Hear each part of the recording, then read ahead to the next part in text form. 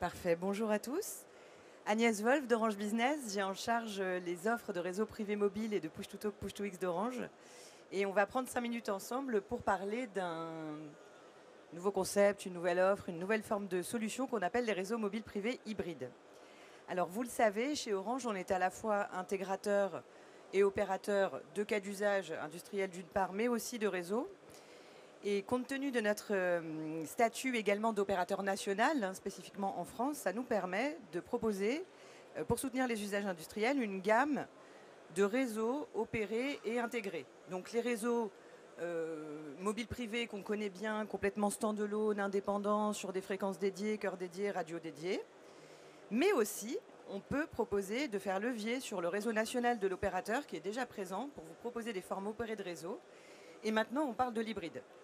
Alors si on devait retenir 4 choses sur l'hybride, je dirais qu'il faut retenir qu'est-ce que ça veut dire l'hybride, comment ça marche, à quoi ça sert, et enfin c'est pour quand. Alors qu'est-ce que ça veut dire l'hybride?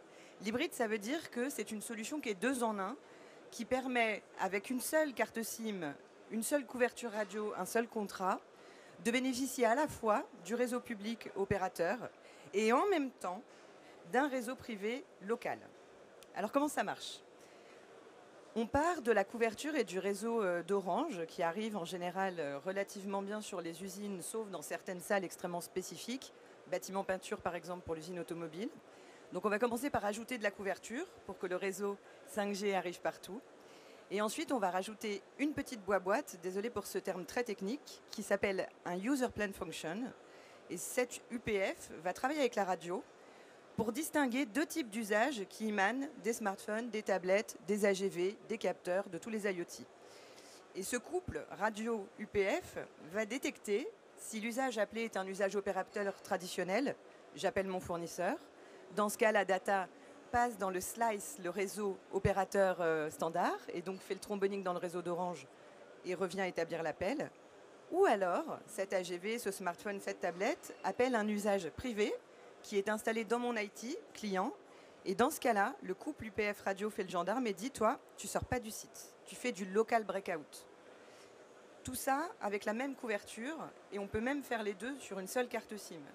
Donc ça veut dire qu'en s'appuyant sur des infrastructures nationales, communes, à tous les clients de l'opérateur Orange, on va pouvoir bénéficier des bénéfices. Bénéficier des bénéfices, c'est pas génial. Hériter des bénéfices d'un vrai réseau privé standalone en matière de latence, puisqu'on a un vrai local breakout de la donnée, et de maîtrise et de sécurité de ces données qui ne sortent pas du site. Alors prenons un exemple, un port qui va couvrir avec une couverture indoor mobile tout son espace qui est extrêmement étendu, va pouvoir sur cette couverture servir à la fois ses usages bureautiques, appeler les fournisseurs, appeler les clients, donc là on est dans la partie Orange, mais va aussi pouvoir connecter en local ses capteurs, par exemple dans le stock de vrac liquide, de vrac solide, des capteurs d'hygrométrie, des capteurs sur des clés dynamométriques qui ont besoin de latence vraiment stable. Donc là, on va être uniquement dans le slice et le réseau privé bleu. Et pour certains opérateurs, enfin, proposer l'accès aux 2 slices en simultané. Par exemple, pour depuis la même tablette ou le même smartphone, piloter un processus industriel et avoir les remontées d'alarme, d'état, de supervision en local breakout, mais aussi en utilisant le 2e réseau opérateur par Internet, être guidé soit par un sous-traitant, soit par un expert à distance, dont la compétence est rare et qu'on ne peut pas envoyer sur tous les sites en France. Tout en maintenant une étanchéité complète entre ces 2 flux de données. Alors c'est pour quand? Cette offre nécessite un réseau qu'on appelle 5G SA, 5G V2, qui n'est pas encore déployé de manière nationale chez Orange.